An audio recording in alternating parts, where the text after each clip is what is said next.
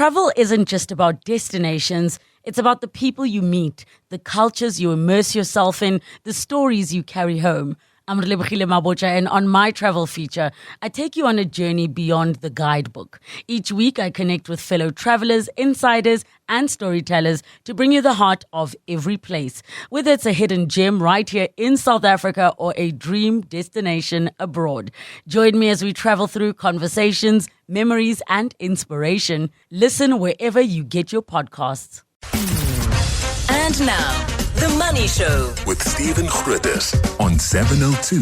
Let's walk the talk. The Money Show with Stephen Grootes is brought to you by Absa Corporate and Investment Banking. Absa is a proud lead sponsor of B20 South Africa 2025. Good evening. I don't know how you felt when you first heard about the US attacks on Iran. As always, it was, yesterday morning, and I got it by WhatsApp. I'm sure that's probably how you got it too, is that it is by WhatsApp. Then off you go to EWN, you go to whichever news site you trust, and you go from there. But it is one of those moments when you go, oh my word, those moments where you feel the world, maybe the foundations of what you know, shifting on its axis slightly. Or to look at the reactions from the markets, maybe not, because it really doesn't look like the huge sort of issue that we thought it might be. Certainly the oil price, not nearly as high as I thought it might be by this point. There are, of course, so many different elements to consider here. And there are so many, to use the phrase, unknown unknowns. What can Iran do to respond? How will it respond? How will it try, presumably, to strike the US, or will it concentrate only on Israel? What is the real state of the sort of domestic politics, the support around the ruler there, the Ayatollah Khamenei, all of those things, very, very complicated to know. We'll get a more in-depth understanding about that in just a moment. I don't know if you've noticed, I've made this point before, that there seems to be something going on with our airlines at the moment. They do seem to be running a little later, a little less reliable. And I wasn't entirely surprised to see an interview in News 24 with the CEO of the Airlines Association of Southern Africa. He had a real go, very critical of air traffic navigation services and, to an extent, AXA. And one of the things I didn't understand, I didn't know this beforehand, is that with air traffic navigation services, if an airline misses a payment, well, they're grounded immediately. They're not allowed to fly. But if air traffic navigation services are not able to provide the service it's supposed to provide, so you can't land at George Airport, for example, well, they still get paid the same amount because you have to pay, it seems, sort of in advance. I find that utterly bizarre. And this is the problem, of course, with having a sort of government monopoly, isn't it? And I'm sure there are problems at air traffic navigation services. They've said there are problems. I still don't understand how these problems could have happened really in slow motion. And I think the CEO is currently on a suspension after a process initiated by the Transport Minister, Barbara Creecy. But I can't help but feel that something more urgent maybe needs to happen. And by the way, when you are the CEO of one of these companies, they are very important. So when you run something for government, it's not like you're getting paid peanuts to do it either. So I just can't help but feel that there's an awful lot going on there. Good to hear from you this evening. 011 883 0702 021 4460 567. And of course, voice notes on 072 702 1702. The Money Show With Stephen Grootes, live on 92.7 and 106 FM. Streaming on the Prime Media Plus app. and DSTV channel 856. Well, as Iran warns it will retaliate for the American strikes on its nuclear facilities, the US and the UK have told their citizens in Qatar not to move around. Israel is still hitting targets in Iran tonight, while the US President Donald Trump has hinted again he might want regime change in Tehran. At the same time, the Chinese Foreign Minister Wang Yi saying the US attack set a bad precedent. But for the moment, most global markets seem to be taking the US attacks in their stride. Oil prices did jump, have fallen back to roughly where they were on Friday afternoon, despite the fact Iran does have some options to severely limit the amount of oil available to be sold. We start your coverage tonight with, once again, Professor Abel Esterhuise, the military strategist at the University of Stellenbosch. Abel, good evening. So glad you're able to join us again tonight. Thank you. We can all see Iran seems to have suffered extensive damage. We don't know the exact nature of that damage. What options does it have to respond at this point?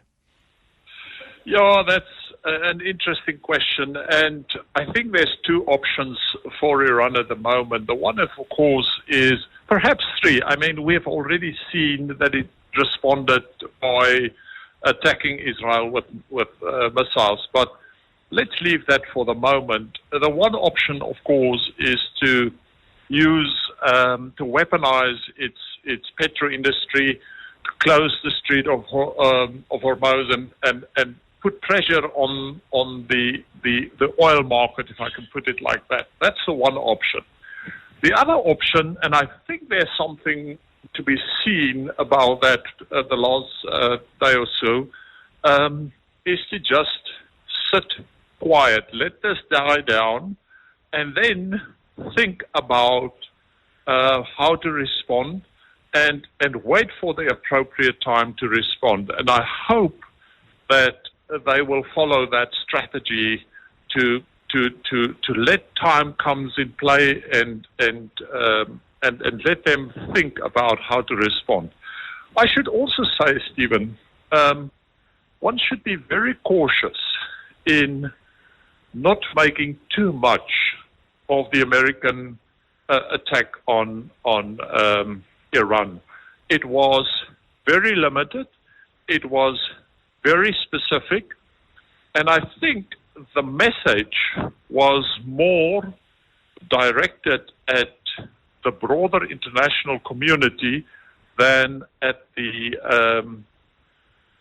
people itself. I think there's a higher order political message in terms of what we're willing to tolerate and what we're not willing to tolerate. And in the case of Trump, I have said I'm going to do something, and I'm going to do something about it.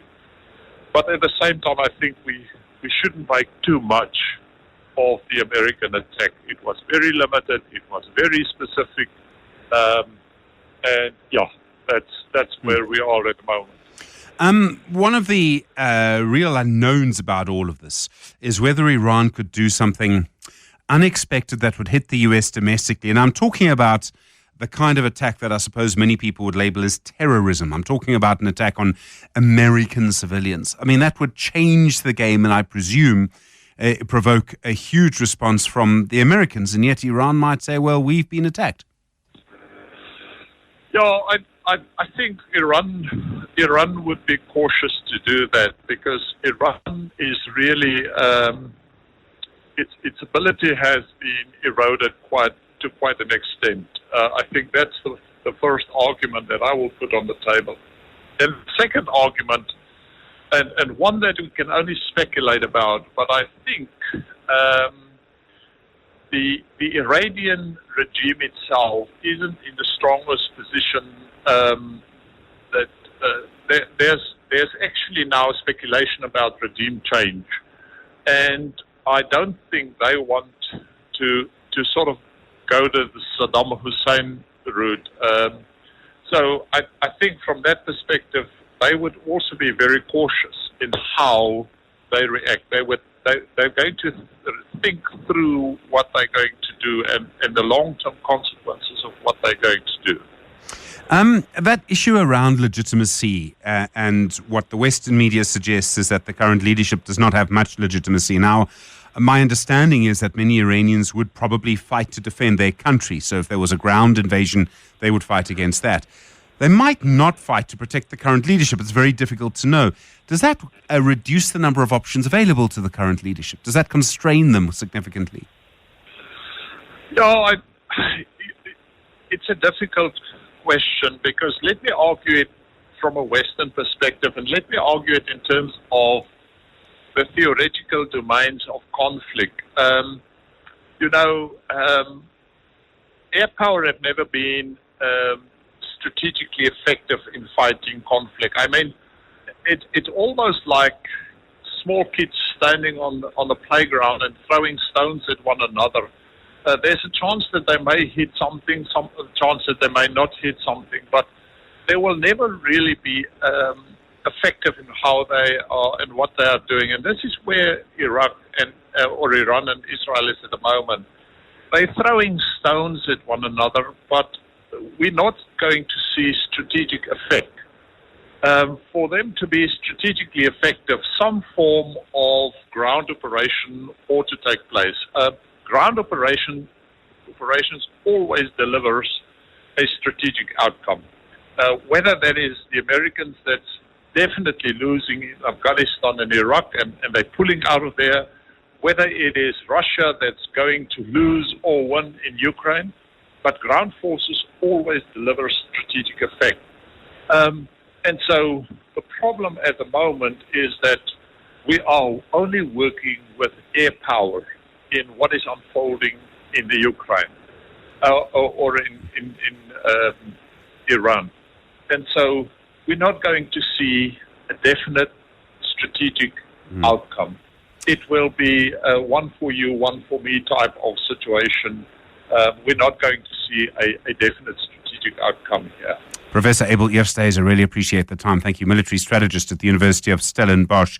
Manqoba Madinane is a strategist for fixed income, foreign exchange and commodities at RMB. Manqoba, good morning, good evening to you. You would expect that when you look at the region, how volatile it sort of is at the moment, that oil prices would spike, that markets would be fairly risk averse, and yet it doesn't seem to have been as bad as one might have thought. Absolutely. First of all, I must commend your speaker. I really enjoyed his analysis of what really is a complicated scenario that is unfolding before us. I feel like I wasted my afternoon yesterday. I sat, anticipating quite a material reaction in the markets. But I think what has transpired and what is clear is that without a logistics event, we're not going to get much of a market price reaction. And so far, it does look like that has been relatively well insulated and is looking unlikely at this moment. The issue around Hormuz, I think one thing I want to say is that my own assessment of the risks are that Iran is unlikely to close that route, given its own issues economically, the fiscal issues that they have, and so because of that, I think they're in a situation where I certainly agree with the view expressed earlier on that the best thing for them to do right now is not to react just yet. One presumes, though, there will be some voices in Tehran who will say we need to change the game somehow, and that's where the Straits of Hormuz might be useful, or some other kind of response. And what I'm trying to get to is, I presume, despite the fact that markets haven't reacted hugely just yet, we're not out of the woods. A lot could still happen this week. Absolutely. So we built risk scenarios around a broader regional logistics issue.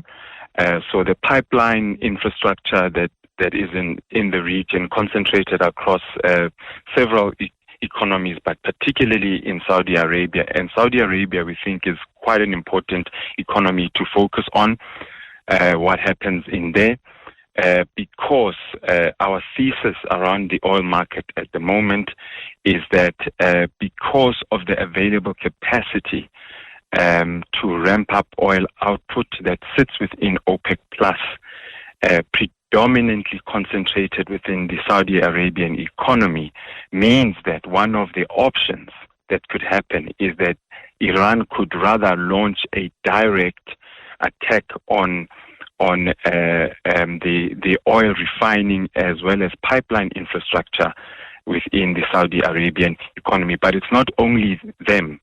So there's other key economies as Iraq, your Qatar, that has responded. All of those economies are quite important. But for now, our thesis is that the available capacity within OPEC in mothballed output, which is to the tune fourfold higher than Iran's own oil export volumes, does sit as a shock absorber for now. And I think through the late afternoon, we saw that in the markets, with the market price retracing quite materially. So for now, we still believe that, the baseline view is that we are expecting an average of around the 67 USD mark through the second half of the year. Manqoba, thank you so much. Manqoba Madinane is the strategist for fixed income, foreign exchange and commodities at RMB. Travel isn't just about destinations. It's about the people you meet, the cultures you immerse yourself in, the stories you carry home. I'm Relebogile Mabotja, and on my travel feature, I take you on a journey beyond the guidebook. Each week, I connect with fellow travelers, insiders, and storytellers to bring you the heart of every place, whether it's a hidden gem right here in South Africa or a dream destination abroad. Join me as we travel through conversations, memories, and inspiration. Listen wherever you get your podcasts. 702. Stephen is on The Money Show. 6 to 8 p.m. Well, obviously, let's have a look now at the markets this evening. Arthur Karras is portfolio manager at Macro Solutions at Old Mutual Investment Group. Arthur, good evening. As you would have heard a little bit earlier, obviously the market reaction to the attacks on Iran were kind of what we expected, although gold and platinum are slightly up. Yes, if you look at our market today, it's pretty much followed the pattern of the month. So what we've got precious metal miners, both gold and platinum shares up quite sharply on the day, and a weaker day continuing the trend of the last couple of days or a couple of weeks, with South African financials and industrial stocks looking a little weaker.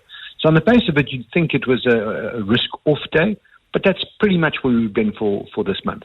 The nice results from Prosus today does seem, they doubled their dividend. Their earnings are up 87%. They do seem to have a lot of momentum behind them at the moment.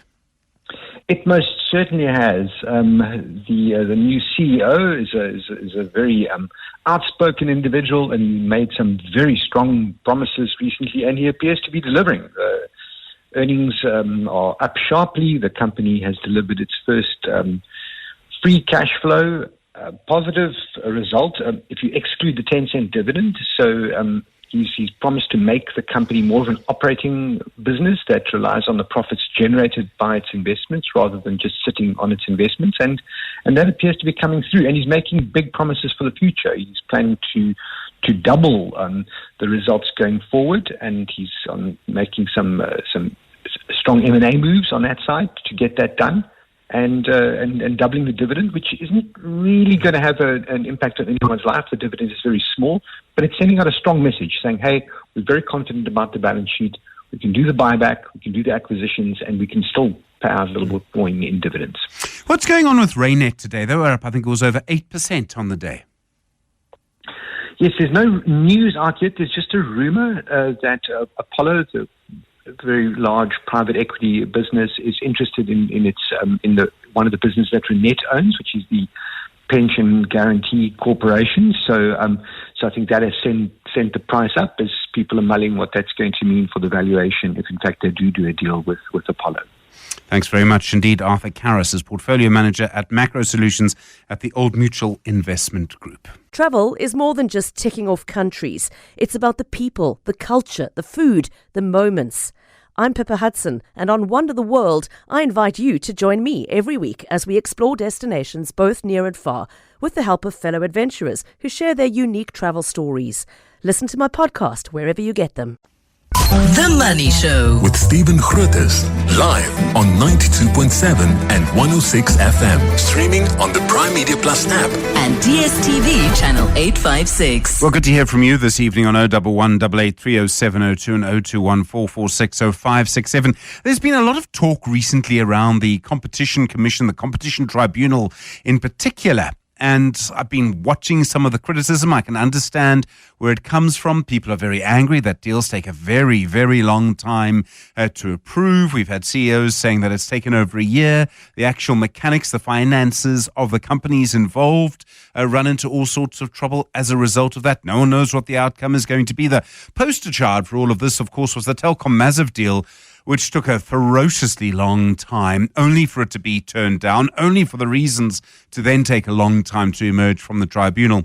But I was struck, despite all of that, I was struck by the, I suppose, level of criticism that was leveled at the tribunal by David Lewis, David Lewis, of course, is the former chair of the tribunal. He then went to Corruption Watch. He's done many, many things and made many contributions to our society. But he was incredibly critical of the Competition Commission. He suggested that, in fact, some of the ways in which it works should be changed. It should not, as he puts it, be involving public interest as part of its decisions. There are other ways to sort of take that into account, saying it takes too long. One of the serious problems seems to be that there just aren't enough staff. There aren't enough commissioners. I have to say to you, I have never understood why it is that positions can be left vacant. You see it in our courts from time to time. But it seems almost as if government or the people who make the decisions, whoever they may be, really then allow a situation to develop where there are these vacancies and it takes forever to sort them out. And what that then means is that when you do finally get appointments being made, it actually then the person starts with a massive backlog. And in the case of the economy, which is what the Competition Tribunal affects, it really is sort of unacceptable. There's just no sense for it. The other question that keeps coming back, and I'm sure at some point he may choose to defend himself against this criticism, is the role played by the former member of the Department of Trade, Industry and Competition. And I'm talking, of course, about Ebrahim Patel. And the suggestion came forward again in the interview David Lewis gave to the Sunday Times, in which he suggested that politics somehow plays a role, that there's a kind of negotiation. I know other people have made this point, that there are political negotiations that really shouldn't be happening. This should just be, and it is a legal forum. It should be made on a legal basis with very clear legal criteria. That's what judges do. This is what the Competition Tribunal should be doing as well. So I find it fascinating that we have the situation developing once again. I would suggest that what maybe needs to happen at this point is that someone somewhere needs to rethink big parts of this process. I don't think it should be part of the national dialogue necessarily, but I do think that we actually need to have a little bit of a sit down and work out what works and what doesn't. And we've been trying for some time to get the Minister Parks Tau on the radio to discuss this and many, many other issues. Haven't had much luck with that. We'll keep trying. We'll look for the right moment as well. He's welcome, of course, to get in touch too. But there is something going on in the Competition Tribunal, I think, that is beginning to have a very big impact on the way our economy works. At some point, there is going to have to be some kind of reckoning. We shouldn't really have to go on like this. Voice notes this evening on 072 702 1702. And of course, good to hear from you on 011 883 0702 and 021 446 0567. Travel isn't just about destinations. It's about the people you meet, the cultures you immerse yourself in, the stories you carry home. I'm Relebogile Mabotja, and on my travel feature, I take you on a journey beyond the guidebook. Each week, I connect with fellow travelers, insiders, and storytellers to bring you the heart of every place, whether it's a hidden gem right here in South Africa or a dream destination abroad. Join me as we travel through conversations, memories, and inspiration. Listen wherever you get your podcasts. 702. Stephen is on X at Stephen Grootes. Well, lots to come in the next little while. We'll be talking about our airports and air traffic navigation services. There have been all sorts of problems of late, it seems, with this. Delays, flights disrupted, cancelled in some cases. Of course, as you're aware, there were problems with ATNS, the Traffic Navigation Service people, when it comes to the situation around some of the flights that were going to George and to other places. So we are intending to focus on that in the next little while. Looking forward to our conversation from 7:30 this evening as well. Dr. Glenn de Grey, someone who's played really an immense role in our society over many, many years. We'll be talking about that this evening from 7:30 as well. 702. Stephen is on The Money Show. 6 to 8 p.m. Well, a series of comments today from the CEO of the Airlines Association of Southern Africa, Aaron Monetsi, in which he says our airlines are losing a large amount of money because Airports Company South Africa is not keeping our airports running properly. Also telling News24 that the problems at air traffic navigation services are leading to delays and cancellations. Well, Aaron Monetsi is on the line now. Aaron, good evening to you, and thank you for your time. What problems are our airlines having at the moment? Thank you very much, Stephen, and good evening to your listeners. We've been having quite a number of challenges with both the operations at our airports as well as from the aviation and navigation services provider. To start with, I think everybody is aware that the Minister of Transport, Honorable Minister Barbara Creasy, highlighted the challenges at ATNS, particularly regarding the instrument flight procedures, which are like the roadmap that enables our airlines, our pilots, to operate and fly safely from airport to airport. And when those flight procedures are not either validated or approved by the regulator, which is the Civil Aviation Authority, we then have a problem because there are some operations that cannot be carried out, and that results in our airlines having to either cancel flights or combine flights in order to meet their commitment to their customers. And from an airport's point of view, the challenges also pertain to basic infrastructure and procedures, such as standard instrument departure procedures or standard terminal arrival routings. If those processes are not properly regulated by the airports and the air navigation service providers, then our airlines are forced to try as much as possible to meet their commitment to you as the passenger with regards to the scheduled or the advertised time of departure. But when they get to the departure point, then they are held back because there is a long queue of aircraft ahead of them that are also being delayed. And we end up with those delays now having a knock-on effect, not only on the cost to us as airlines, because when an aircraft does not take off and it's idling, it is burning fuel, and it has a knock-on effect in terms of the turnaround of that aircraft to come back to base and be able to complete another mission.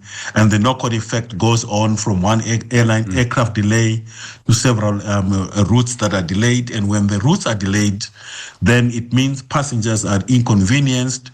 And we as the airlines have to meet our commitment in the case of an eventual cancellation of a flight and there is no alternative. Duty of care says that we must look after the passenger by either putting them on another airline, another operator, or if there's no other airline operator, we have to put them up in a hotel until they get the next flight. And that all comes to us as airlines. That's our responsibility. Those are, in a nutshell, the challenges that we've been facing, and it has had knock-on effect on our profitability. As I understand your deal with air traffic navigation services, if you miss one payment, if you're an airline and you miss one payment, they ground you. But if they are not able to provide a service, the airline, or they provide a bad service, the airline still has to pay. Is that right? I mean, that seems very one-sided. That is very correct. If we don't pay our due payments that are due to them, we are grounded without even having any chance of negotiating. And that's where our airlines are very, very concerned, because we are paying, we are meeting our part of the bargain, our part of the deal. We are paying, but unfortunately, we are paying for a service that we're not receiving.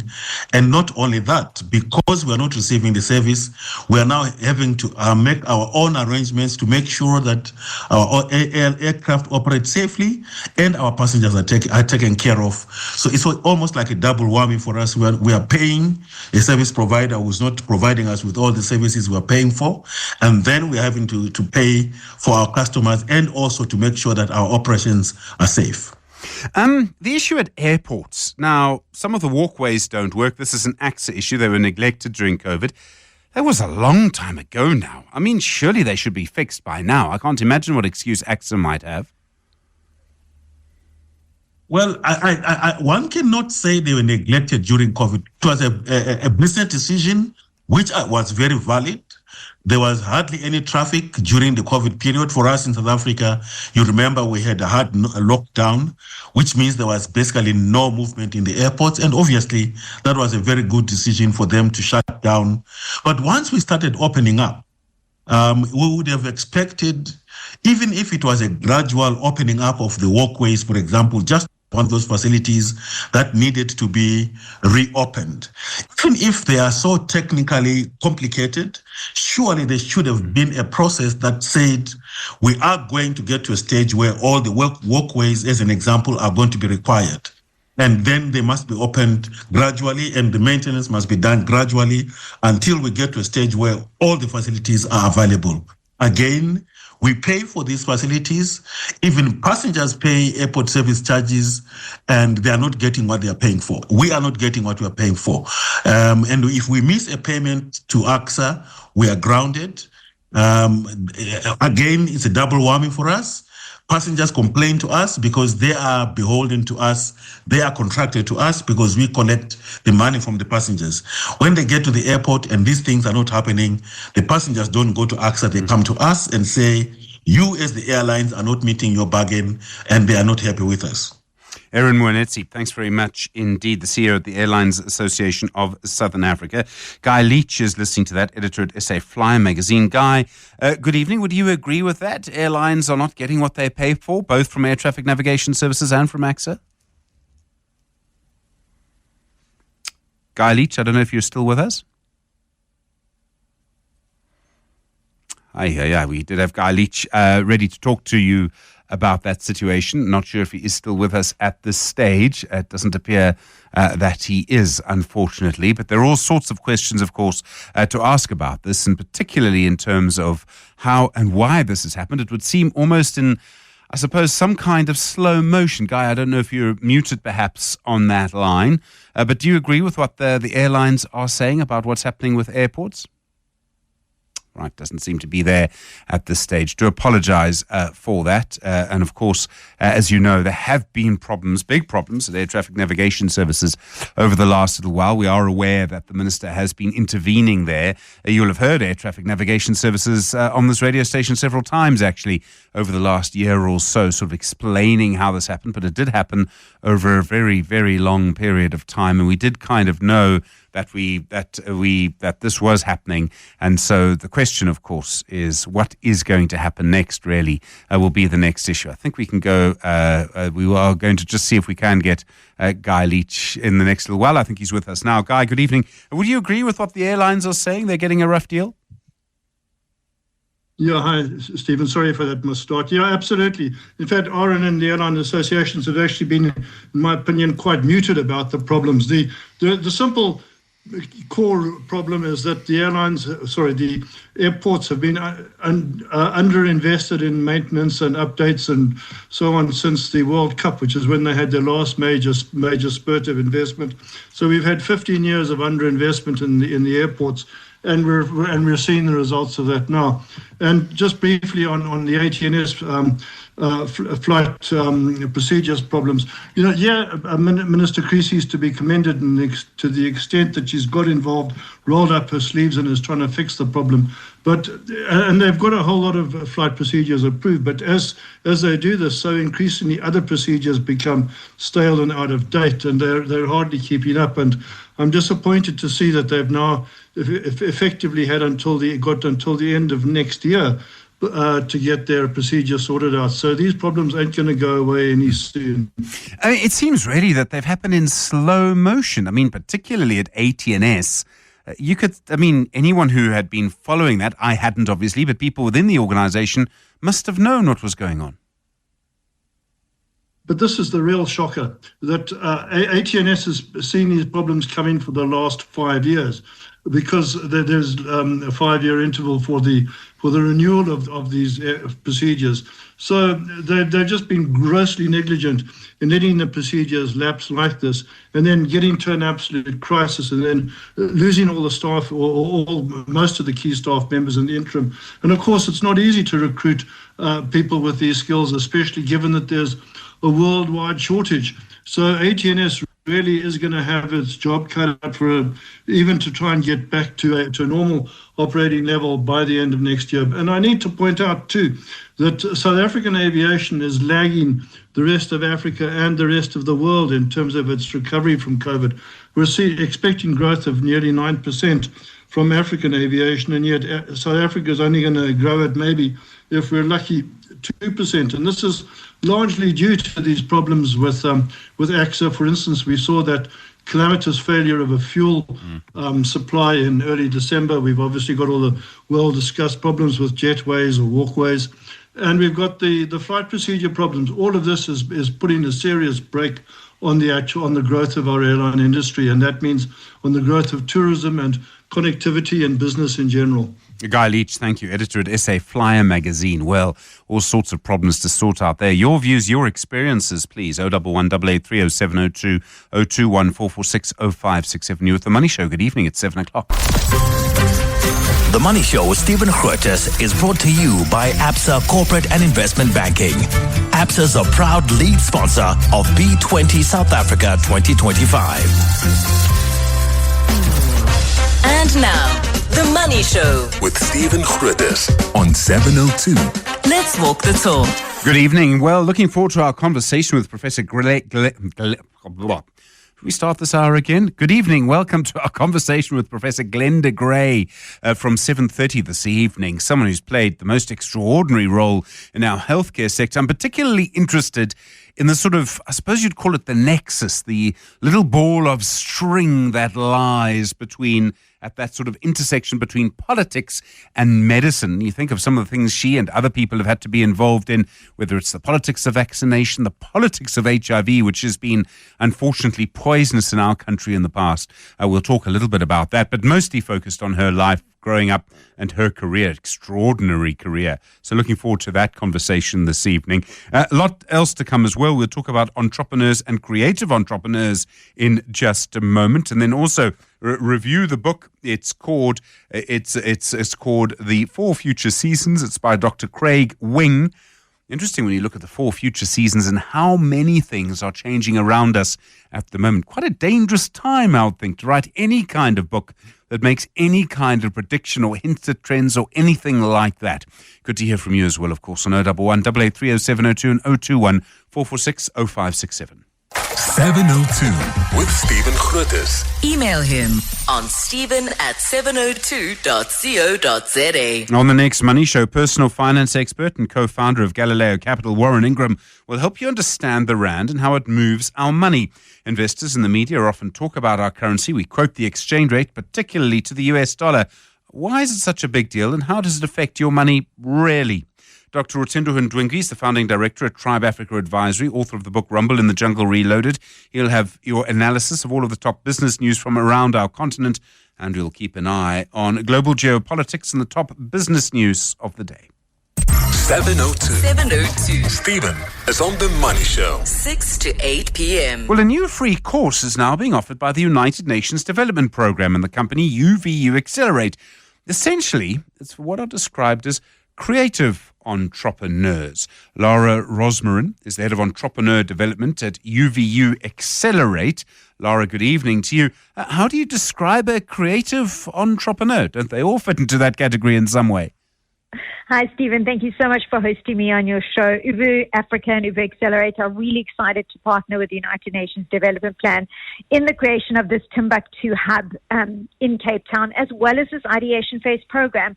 But I think what differentiates this program is it's designed to support early stage entrepreneurs in Africa's creative industries.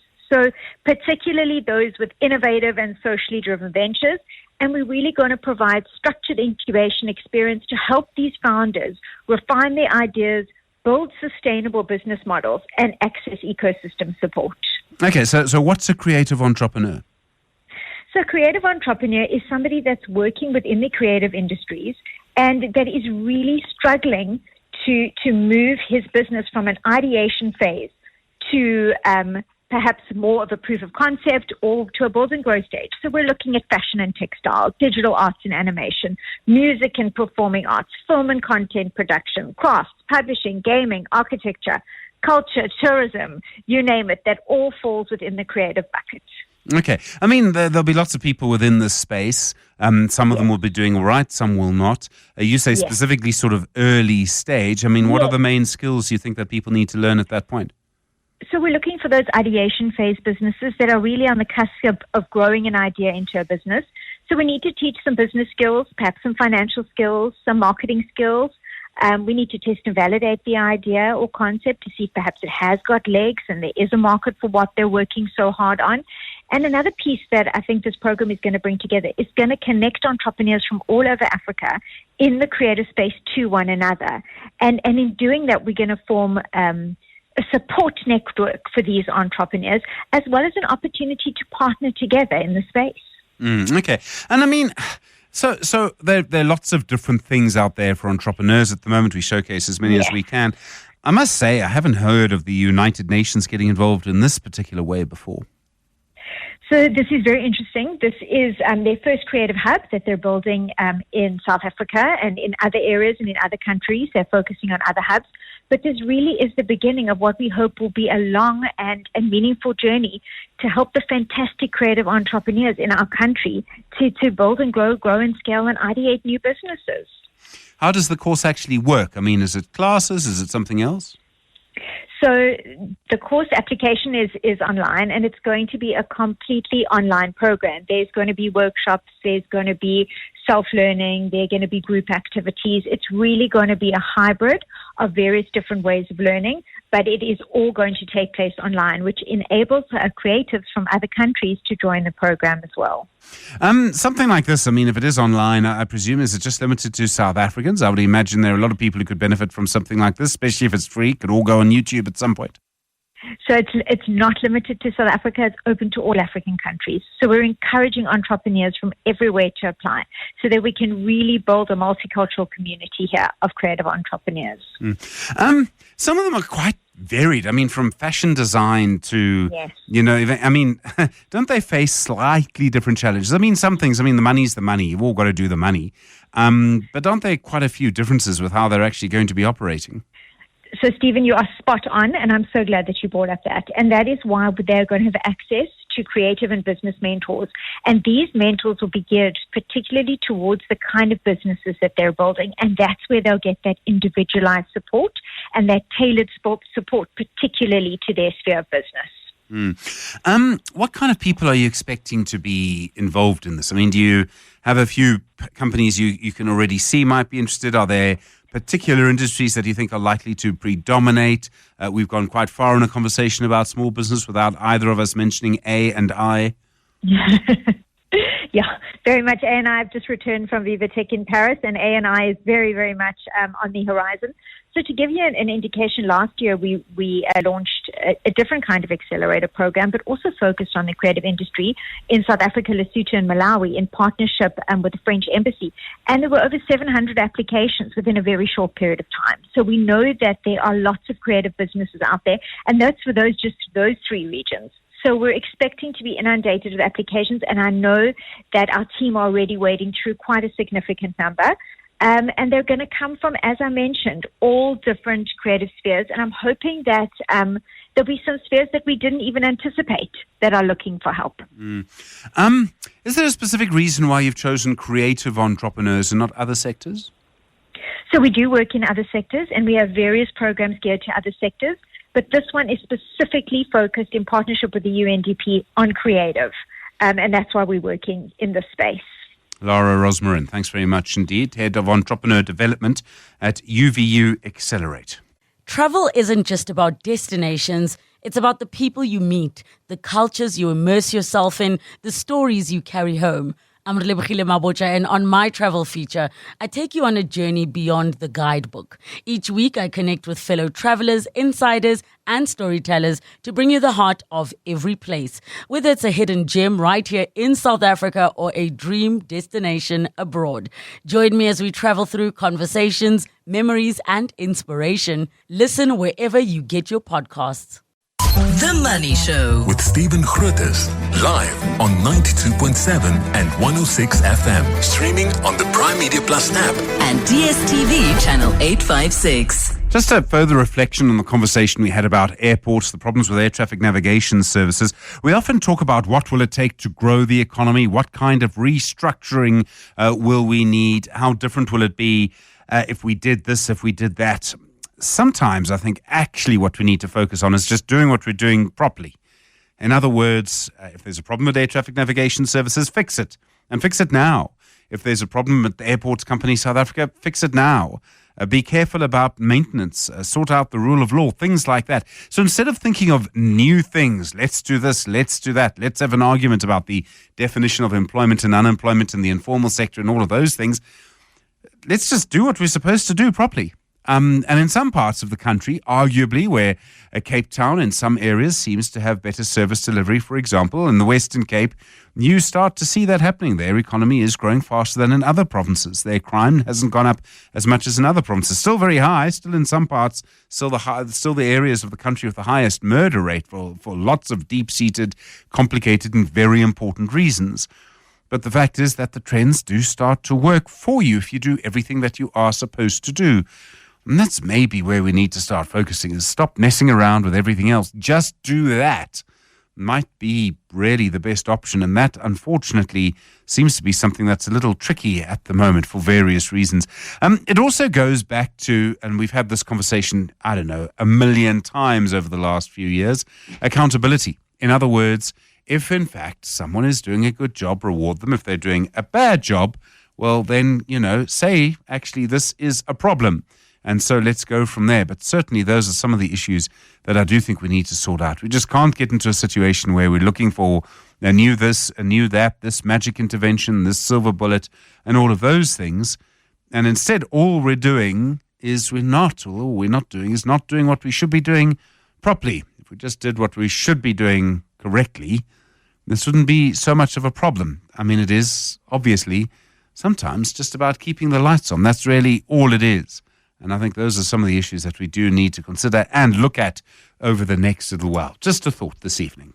Travel isn't just about destinations. It's about the people you meet, the cultures you immerse yourself in, the stories you carry home. I'm Relebogile Mabotja, and on my travel feature, I take you on a journey beyond the guidebook. Each week, I connect with fellow travelers, insiders, and storytellers to bring you the heart of every place, whether it's a hidden gem right here in South Africa or a dream destination abroad. Join me as we travel through conversations, memories, and inspiration. Listen wherever you get your podcasts. The Money Show. Business books. Just as we start this conversation, news, it would seem, this is from the Reuters website now, explosions heard over the Qatar capital Doha after Iran threat to retaliate for US strikes. Also saying a Western diplomat has said there's been a credible Iranian threat against a US-run airbase in Qatar at the moment, and that involving Doha, of course. So there are concerns that perhaps Iran is going to retaliate against the US bombing of its nuclear sites over the weekend, which is perhaps an important and slightly strange but correct segue into our next book. It's called 4 Future Seasons. It's by Dr. Craig Wing. Bronwyn Williams, the trend translator and future finance specialist at Flux Trends, has been looking at this. Bronwyn, the backdrop, of course, of Iran and the Middle East tonight. And this is a book trying to understand what is changing in the world. Yeah, it's a book that's trying to match your natural frame of how you see and perceive the future, either as being something of a threat or something as being as an opportunity, with, of course, the reality, too, of what's going on, whether the reality that you see around you is likely to continue the way it is or likely to, as we're seeing right now, fracture or challenge a lot of your assumptions. How do you work out what's going to be an opportunity and what's going to be a threat? And something can be both of those things. Yeah, so I think first we can take a step back in terms of the thinking behind this book. This book is based on Dr. Wing's PhD research, where he was looking at what makes organizations and teams future fit. I know future fit is, of course, a little bit of a cliche, but he was really looking at what futurists like myself would call the foresight maturity model of an organization, or the foresight maturity mindset of your leadership team. And to that end, he's developed out of that research a calculator to try and help organizations on the one hand and individuals. Who've got 2 different products that kind of map together and sort of culminate in the outcome of this book that will kind of tell you how your individuals think about the future, whether they see the future as full of opportunity or full of threat, like I said, and then the same thing with your organizational culture too, and how you identify the world around you as either being a place of continuity or discontinuity, therefore affects your ability to actually survive in that future, where that future is in fact continuous or discontinuous. I mean, when we talk four seasons, I'm presuming it's the traditional four seasons, right? And I don't always get the impression we're going into spring right now. Yes. I mean, the four seasons that Craig's identified, he has taken a little bit of creative license. So it's not the traditional, summer is all roses, and then spring is all hope, and, winter is all dire. He's taken a little bit of creative license based on his travels, and he's actually mapped the four seasons and the descriptions that he's chosen for his model, because there are four different frameworks, four different ways of seeing the future, but he's kind of mapped that based on his travels. So each of the seasons kind of looks at one of the countries that he's visited and the ethos and philosophy of the people that he found in each of those places. So I can take you through those four seasons briefly. Summer is the season of almost lethargy, right? Where you sort of take the future as being for granted. If you are a summer thinker in Craig's term, then you will take it for granted that tomorrow is going to be most like what it is today. This is the way lots of accountants and actuaries and forecasters, people who use past performance to project into the future, tend to see the world. And that's on the mindset side. But then in terms of the reality side, a summer future is a future that is largely stable and predictable. So to a large extent, much of the Western world for much of the last sort of couple of decades, leading up to the 2008 crisis, found itself or thought itself to be in kind of like a summer season. That tomorrow would work pretty much like today. Like if we got away with, inflation last year, we'll get away with it tomorrow. And that sort of mindset that sort of extrapolates the past into the future, Craig categorizes as being kind of a summer mindset for your industry. Then you've got the autumn season, which is slightly different to perhaps the way you might normally see autumn season as being a season of harvesting or preparation. That's not the way he interprets it. He interprets like an autumn thinking or an autumn stage in an environment as being more a time where you're looking for opportunities. So maybe naturally other people might think of that as more of a kind of a spring thing, but in Craig's mindset, he looks instead at this autumn as being an inclement season or a way of looking at the world that's constantly looking at the horizons for the new that could be coming on the horizon, which is where a lot of futurists and trend analysts find themselves. So that would be like what someone like me or my sort of industry, how we tend to look at the future. And then you've got the winter, which is the season of what we're in kind of now in a geopolitical space, but it's also the mindset of the entrepreneur, of the person who goes after those things. So the autumn thinker might see opportunities or threats. The winter thinker is the guy that goes after it, the high risk-taking character. That's the mindset, and it's a risk-on environment where uncertainty is the certainty. So we're both in a winter season right now, and if you're the sort of person who likes to make money when the world burns, this is the sort of season where you're going to thrive. Whereas your summer thinkers who are used to dealing in a continuous environment are going to struggle. And your autumn thinkers who are always looking at the new thing will struggle to settle down on the thing, right? So that's where autumn thinkers kind of tend to break down. Winter thinkers who think that things are going to change when they don't change are also the sorts of guys that get caught out in hype cycles. So that's kind of like how you can see each thinking model is evolutionarily fit for a different seasonal period. And then you've got the spring season, which is perhaps the least intuitive.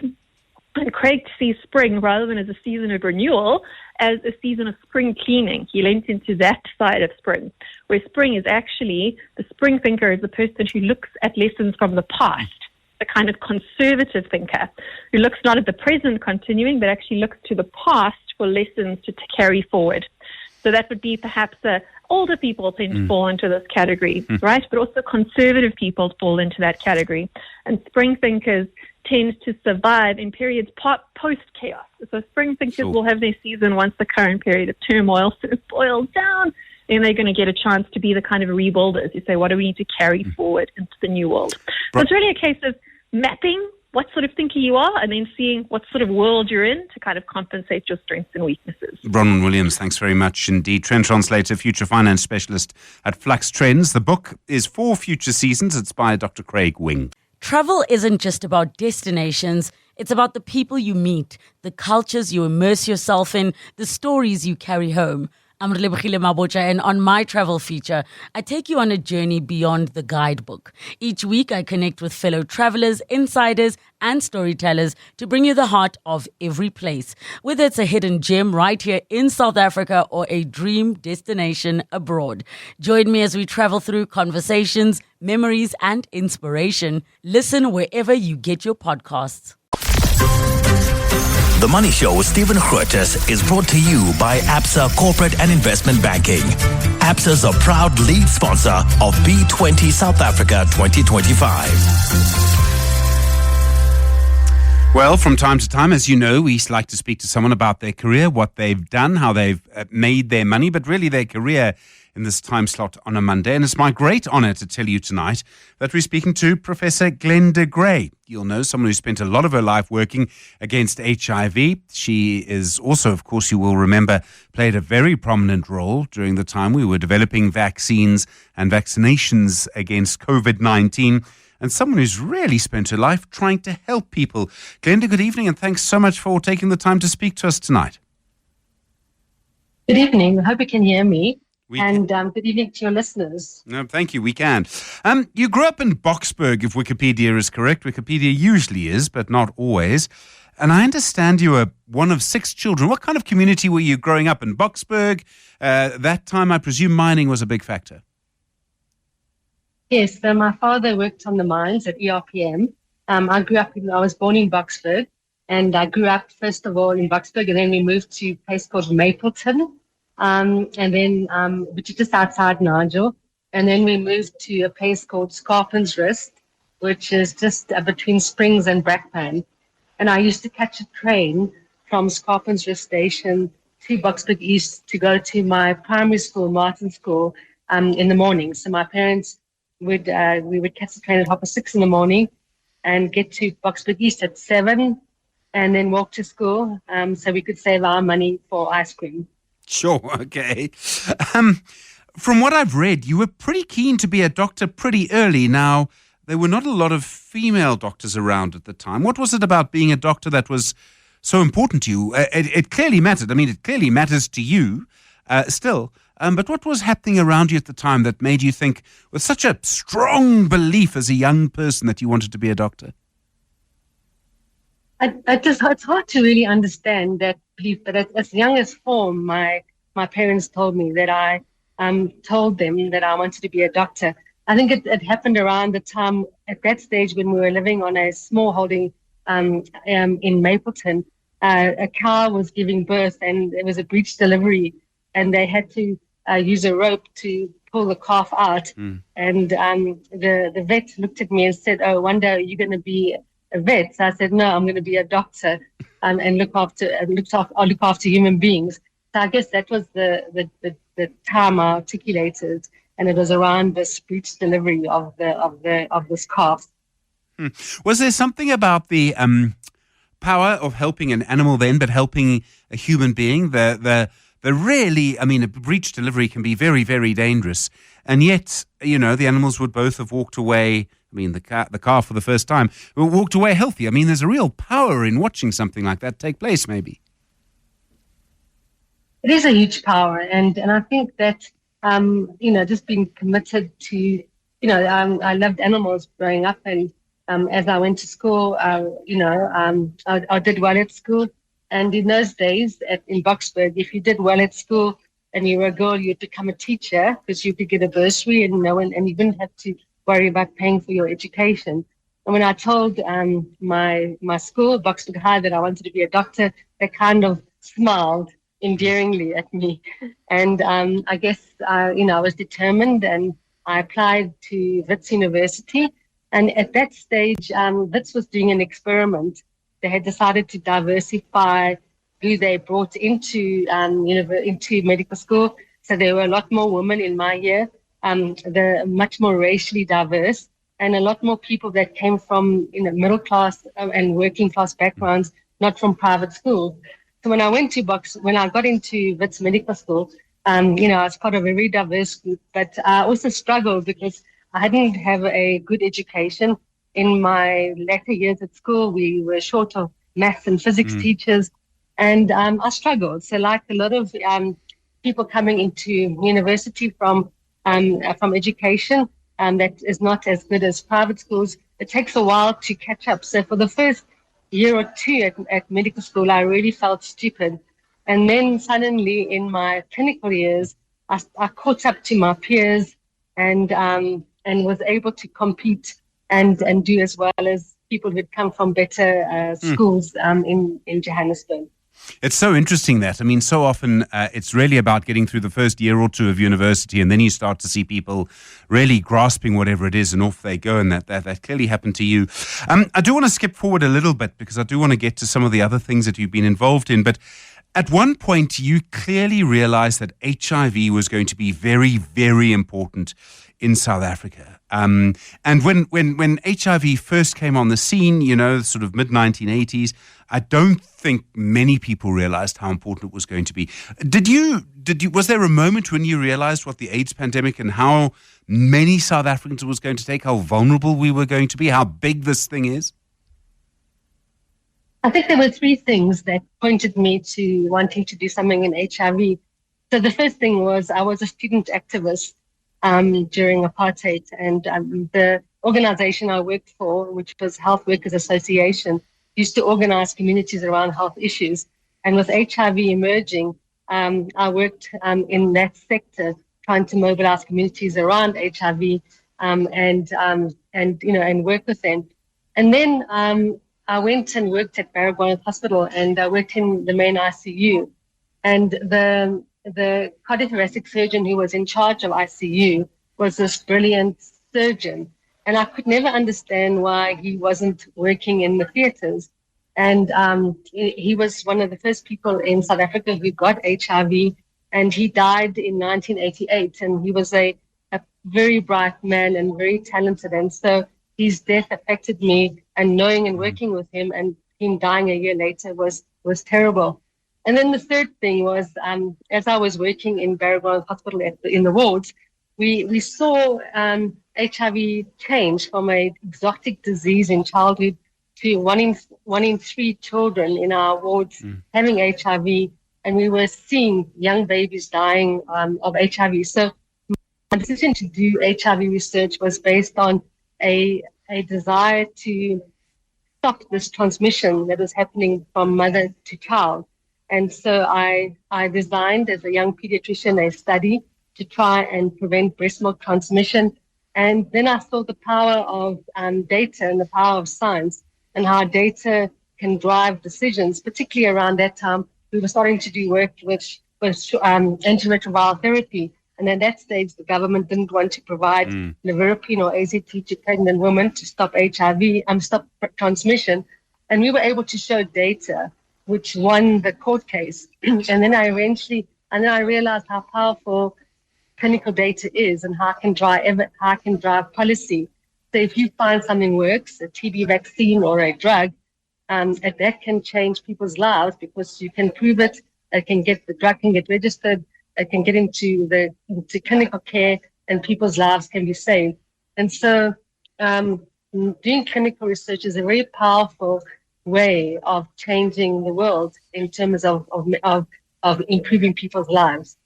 It was a little bit of a mad time in that the people who are making some of these decisions, and you talk about the court case that was in direct response to the policies of the Mbeki government and some of the people around him. I was starting to report just towards the end of Manto Tshabalala Mzimang's time as health minister, but before that, there was Nkosazana Dlamini Zuma. I don't know if this is true, Glenda, but there is a story about you and her and an argument in a bathroom somewhere. Is that true? That's true. So it was I think it was 1999, and it was at the time when the president was presenting the National AIDS Plan. And I got up in the audience and said, where is the AZT for pregnant women? And there was a comment that we can't afford AZT. It's not cost effective. And then when we were during a break, we were in the toilets, and I said, it's saving, it's cost savings. It's it's cheaper to use AZT than to treat HIV. And this is not true. You're talking crap. That this is too expensive for our country. I've never really understood what was real. I mean, Mbeki still believes it, by the way. He hasn't changed his view. Have you ever sort of come up with an explanation of why so many people at the time believed what they believed? I mean, clearly it was all wrong because we've seen life expectancy in South Africa jump to former President Jacob Zuma's great credit. It was something he did. He put ARVs into state hospitals, and life expectancy went up by 9 years. Have you ever sort of come across a rational explanation for why so many people were against them? I don't understand the denial, and maybe it was a combination of, thinking that big pharma was trying to make money, and that these drugs were toxic, and it was a way to offload antiretrovirals into low and middle income country settings. So there was this anti-colonial approach that may have driven it, and a distrust of big pharma who do make profits as well. So I think it was a combination of that, as well as trying to not believe that people were dying around you, and that there were other reasons that was driving the epidemic, like malnutrition or selenium deficiency. So people tried to find other reasons why children were dying. And we even had the AIDS denialists come to Baragwanath Hospital, and we showed him a child with full-blown AIDS.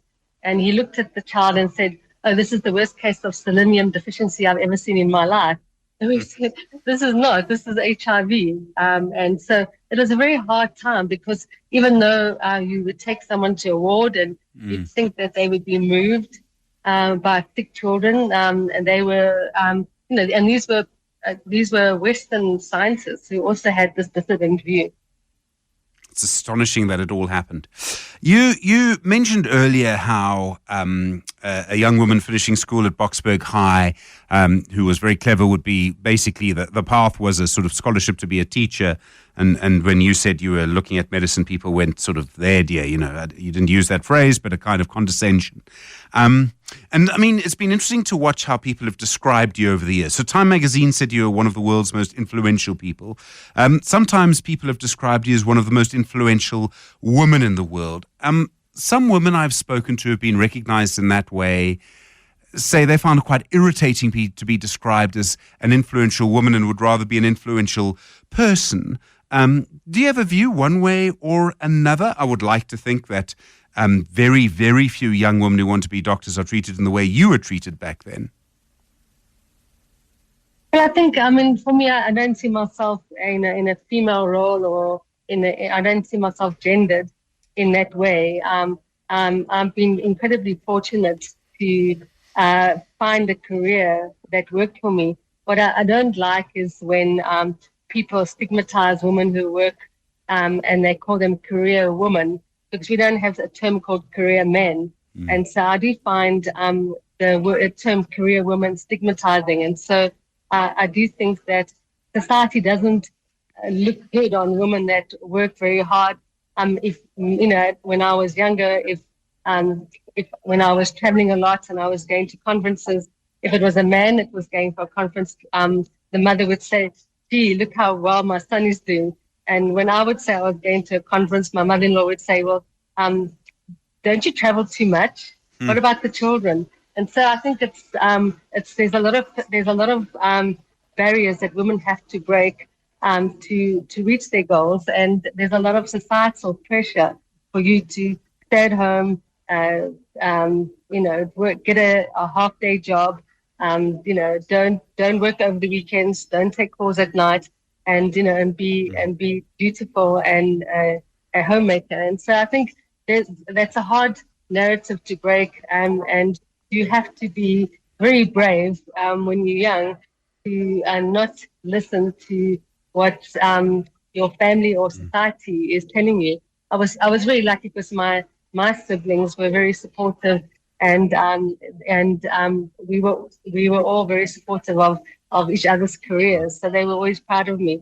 But I did feel sometimes that my in-laws judged me in an adverse way from time to time.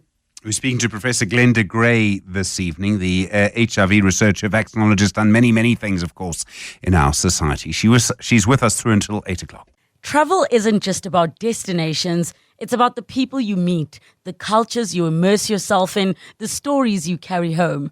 I'm Relebogile Mabotja, and on my travel feature, I take you on a journey beyond the guidebook. Each week, I connect with fellow travelers, insiders, and storytellers to bring you the heart of every place. Whether it's a hidden gem right here in South Africa or a dream destination abroad.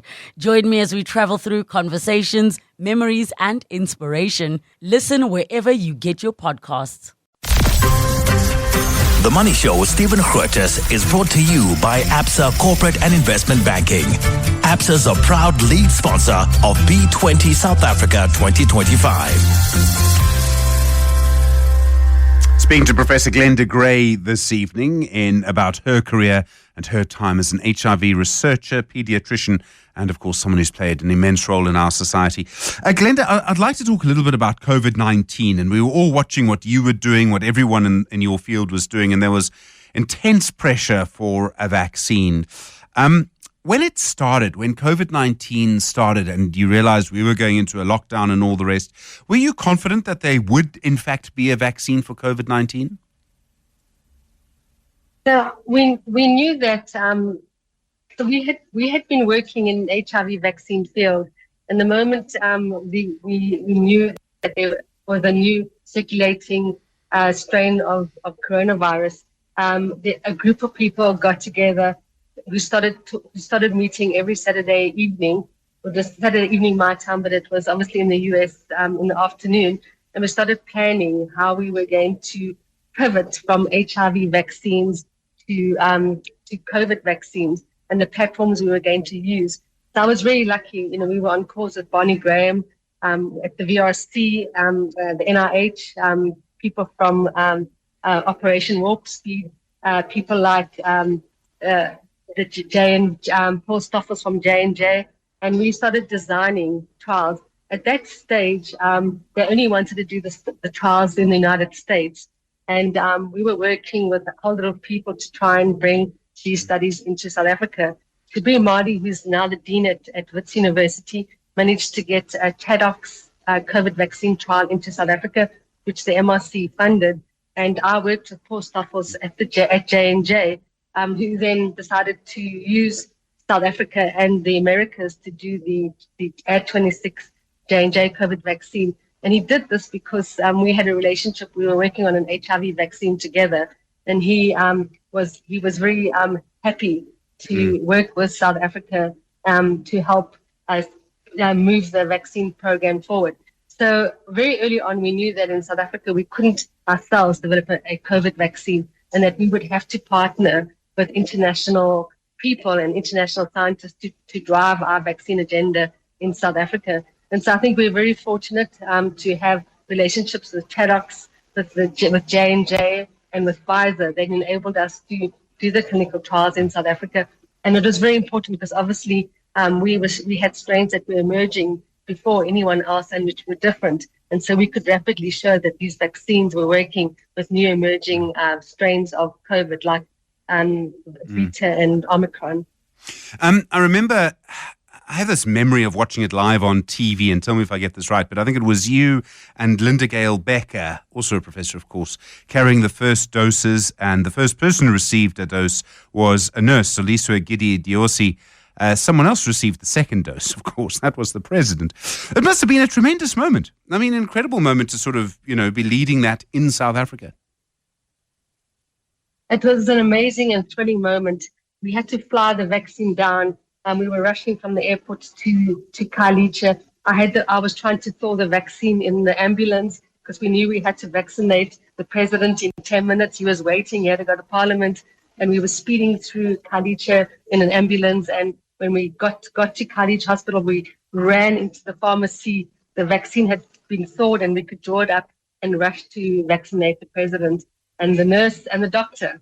And we were very important because looking back then, having the president agreeing to be vaccinated together with the Minister of Health and the healthcare workers was critical for vaccine acceptance in South Africa.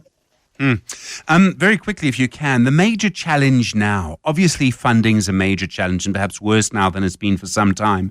But for you, is it still medically HIV/AIDS? Well, for me, obviously, HIV cure is an important part of my next journey, as well as finding an HIV vaccine. But we also have an increasing incidence of cancer in South Africa, particularly amongst those who are HIV infected. So, I envisage for the next 5 to 10 years to be working in those two fields, HIV and cancer. Prof, I really appreciate the time tonight, and thank you for taking the time, and thank you for everything that you've done for our society over the years. You've made such an immense contribution. Thank you. It's a pleasure. Professor Glenda Gray there. Very sort of humble. It's a pleasure. I mean, the things that she's done for our society are just immense. On The Money Show this evening. The Money Show with Stephen Grootes is brought to you by Absa Corporate and Investment Banking. Absa is a proud lead sponsor of B20 South Africa 2025. Well, we've been talking about Iran through much of the show, and we now do have confirmation that they have now hit back at the US at an air base. There'll be more, of course, in the EWN news bulletin, but that might well start to move markets, and we might well start to see things start to really shift over the next 24 hours. We'll be back with you tomorrow. Good evening. It's 8 o'clock.